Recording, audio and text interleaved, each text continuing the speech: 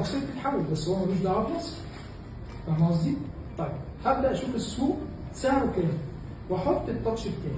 ليه؟ لان في منافسين لو انت فريلانس. في منافسين لو انت فريلانس، في هنود بينزلوا تحت جدا، ممكن يقول لك ريال واحد، فانت بتاخد عربون بعد اول قعده تقريبا، ده عقد الاتفاق. في ناس بتقول خد 50% عربون. انا شايف تاخد 35 30%. يقعد يقول لك لا ومش لا، ادفع لي عشان يكون في لا ومش لا.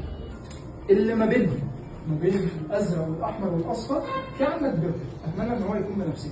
طب ليه شهر؟ مش المده دي طويله على لوجو؟ اصل هي الفكره ان انت ما بتخشش معاه على لوجو بس، انت بتخش معاه على تكوين الشركه.